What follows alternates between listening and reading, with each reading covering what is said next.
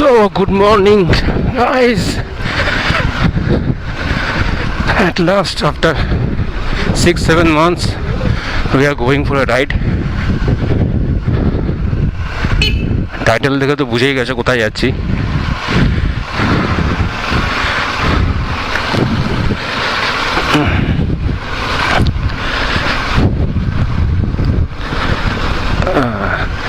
আমরা যাচ্ছি 3 জন মাইথনে।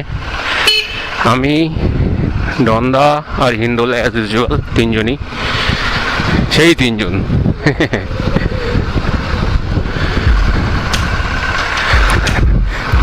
আমার এলাকা থেকে বেরোতে অনেক টাইম লেগে যাবে, রাস্তার কন্ডিশন এত খারাপ।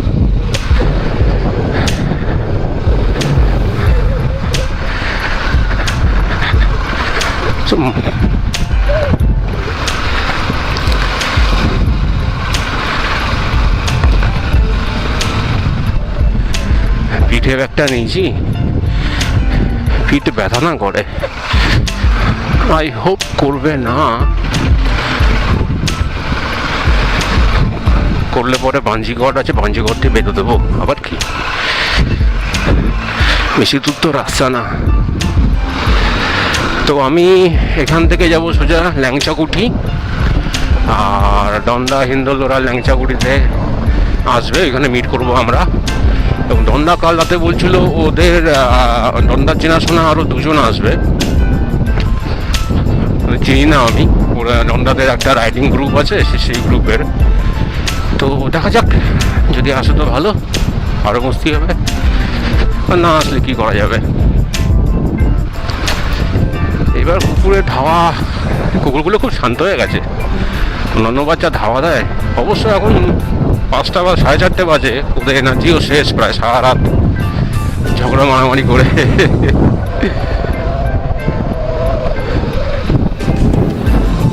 সেই মনে আছে মন্দামণির সময় পড়ে, বাপরে বাপ, প্রত্যেকটা মোড়ে একবার করে খাওয়া খাচ্ছিলাম।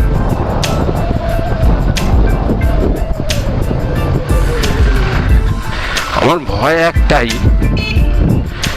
আমি প্রিপেয়ার ছিলাম না এই রাইডের জন্য।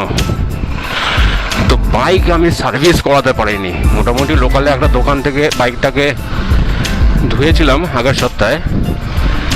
তো আমি জঙ্গলে টঙ্গলে যাই, মাঠে ঘাটে ওয়াইল্ড লাইফ ফটোগ্রাফি করতে, তো কাদা হয়ে রয়েছে পুরো বাইক। জানি না কতটা সার্ভিস দেবে,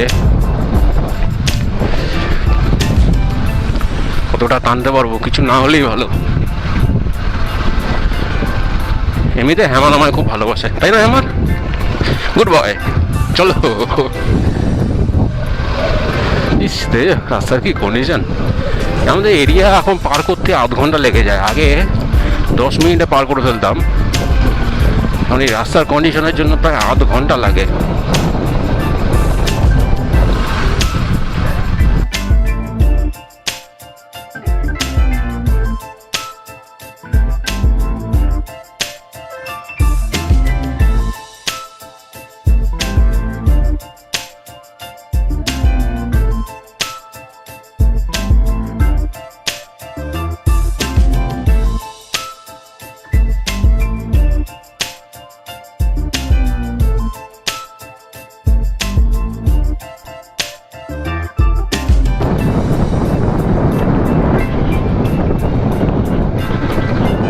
আমরা আজ এখন গুড়াপের রাস্তায়, মেমারি রোডটা দিয়ে যাইনি, গুড়াপের রাস্তা দিয়ে ঢুকলাম। এই রাস্তা গিয়ে সোজা উঠে NS2-তে, এবার NS2টা তারপর সোজা গিয়ে দুর্গাপুর এক্সপ্রেসের সঙ্গে কানেক্টেড হয়।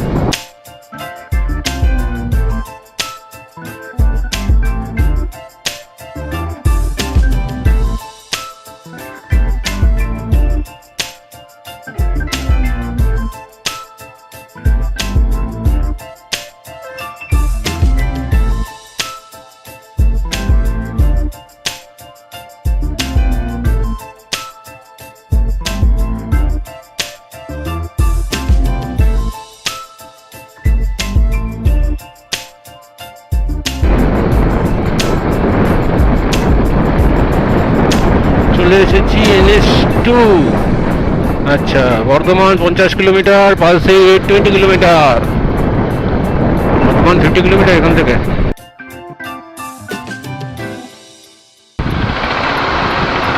এখানে আবার কি হলো, জ্যাম কেন এত? গাড়ি আস্তে আস্তে যাচ্ছে, অ্যাক্সিডেন্ট হয়েছে সামনে নাকি? বোঝা যাচ্ছে না কিছু। টোলের জন্য নতুন একটা টোল প্লাজা করেছে, এটার জন্যই এত জ্যাম।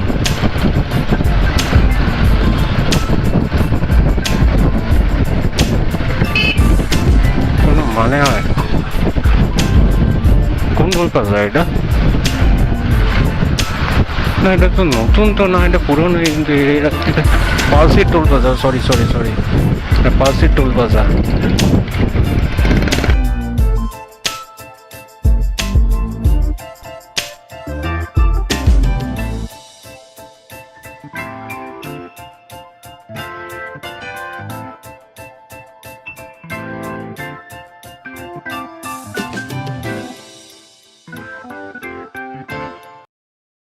যা পৌঁছে গেছি ল্যাংচাকুটি, চা খাই, রেস্টে নি, দেখি দমদারা কখন আসে।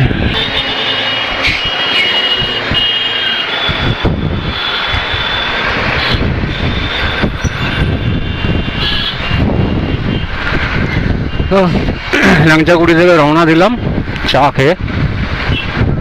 হিন্দোলা দন্দা অ্যাজ ইউজুয়াল 1 ঘন্টা লেট। হিন্দুল নাকি হেলমেট আনতে ভুলে গেছিলো, দন্দাকে আবার ব্যাক করে যেতে হয়েছে বাড়িতে, তারপর হেলমেট নিয়ে আসতে হয়েছে।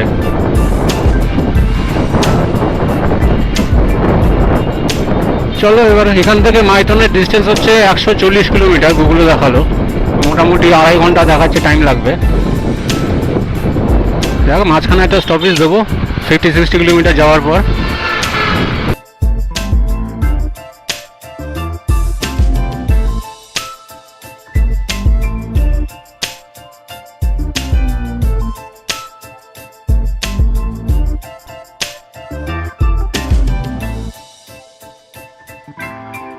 দাঁড়িয়েছি আমরা, জায়গাটার নাম আমরা ঠিক জানি না,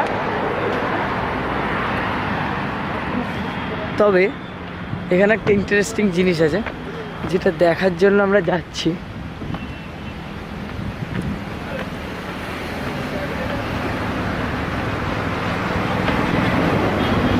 এখানে একটা শ্মশান আছে, যেখানে রাত্রিবেলা আসলে হয়তো বেশি মজা পাওয়া যাবে, কিন্তু আমরা দিনের বেলা এসেছি।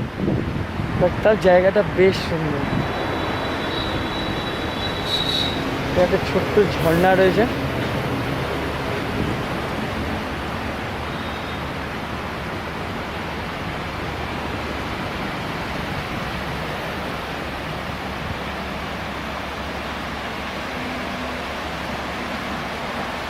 জায়গা পাইনি, একটা শ্মশানের পাশে দাঁড়িয়েছে নামার জন্য।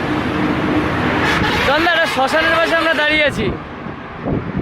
চিকাতেই সব শেষ, সেটা তো জায়গায় একদিন আসতে হবে। এর মতো পবিত্র স্থান আর কিছু কিনতে নেই।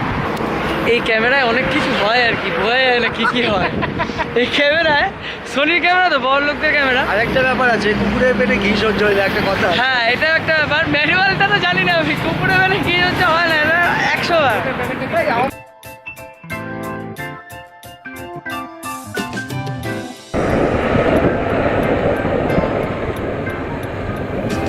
কি হলো? হ্যাঁ হ্যাঁ, চলো জিজ্ঞাসা করে যাই।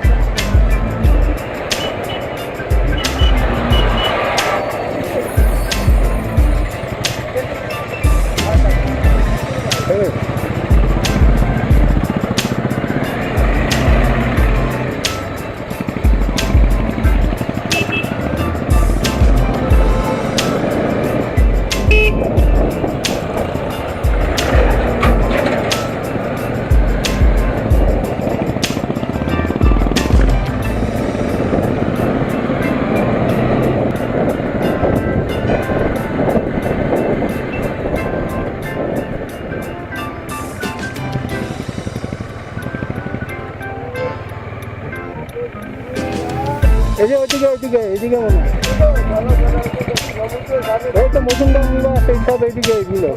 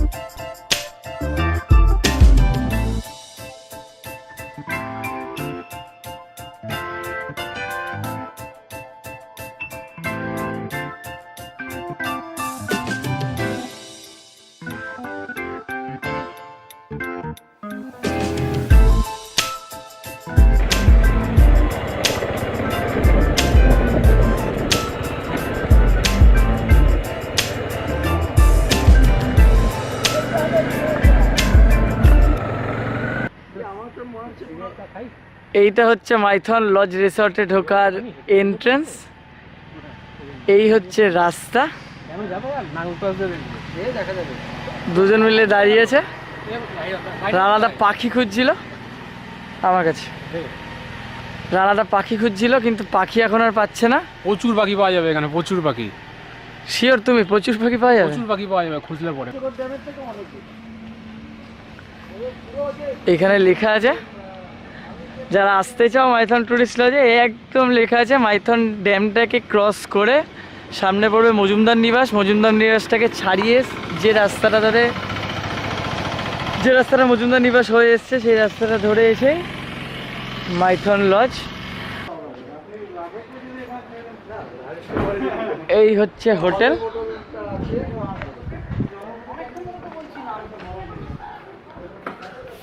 Maithon tourist lodge.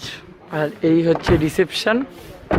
এটা অসাধারণ ভিউ দেখা যাচ্ছে এখান থেকে। ঢোকার এন্ট্রেন্সটা তো দারুণ, সামনেটা দেখিয়েছি।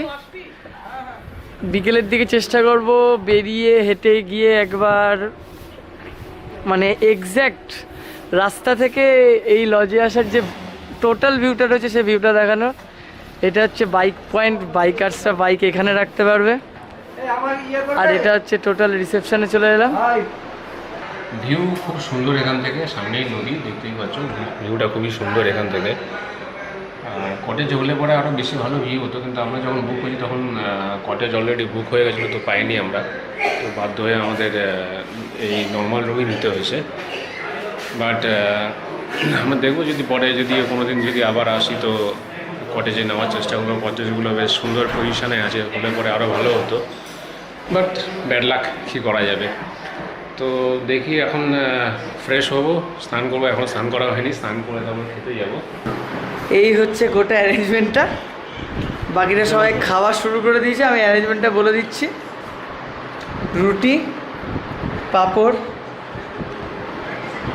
বেগুন ভাজা, পেঁয়াজ, লেবু লঙ্কা যেমন দিয়ে থাকে, চাটনি, ঘি, রসগোল্লা, মাংস, বাঁধাকপি আর ডাল। দুপুরেও আমাদের খাবারের কোনো চেঞ্জ হয়নি, শুধু এই সেম আইটেমটা ছিল, রুটির বদলে ভাত হয়ে গেছিলো। আর দুপুরে এতটাই টায়ার্ড ছিলাম যে আমরা আর খাবারের রিপোর্টে দিতে পারিনি। এবার ডিনার করে যাচ্ছি ঘরে। দারুণ খাবার দাবার এখানকার। সকালের খাবারও যা ছিল, রাতের খাবারও তাই, শুধু ভাতের বদলে রুটি, থালি সিস্টেম। খাওয়ার প্রচুর, খাবারের ইয়ের টেস্ট খুব ভালো। মিষ্টি, চাটনি, একদম ঘরের মতো আর কি। মিষ্টি, চাটনি, ঘি ফি সমস্ত কিছু দিয়ে যায়। শুধু রেটটা কত জানি না, রেটটা মনে হয় ইয়েতে লেখা আছে না, বিলের মতো ইয়েতে মেনুতে লেখা আছে রেটটা। তবে এখানকার অ্যাম্বিয়েন্স খুবই ভালো, সার্ভিস খুব ভালো, খাওয়া দাওয়ারও খুব ভালো। তো তোমরা চাইলে এখানে আসতে পারো, হাইলি রেকমেন্ডেড যদি তোমরা মাইথনে আসো। বিশেষ করে ভিউটা। হ্যাঁ, ভিউটা সকালবেলা তোমাদের ভিউটা দেখিয়ে দেবো। এখন তো রাত্রিবেলা দেখতে পাবে না সেটা। অ্যালার্ম দিয়ে 5টার সময়, 5:30টার সময় উঠে যাবো। 5:30টার সময় উঠে না, এইখানের জন্য অন্তত ভোরবেলা উঠবো। 5:30টার সময় উঠে যাবো, উঠে চলে যাবো হাঁটতে, বা এখানে নদীর ধারে। হেভি লাগবে, দারুণ লাগবে তোমাদের। তখন দেখাবো তখন ভিউটা। হ্যাঁ, ভিউ হচ্ছে একদম 100% ভিউ, একদম একঘর ভিউ। তো ঠিক আছে, তোমাদের সকালবেলা দেখা হবে তাহলে। এখন যাই, শুয়ে পড়ি, আর ভালো লাগছে না, টায়ার্ড আছি। চলো, গুড নাইট।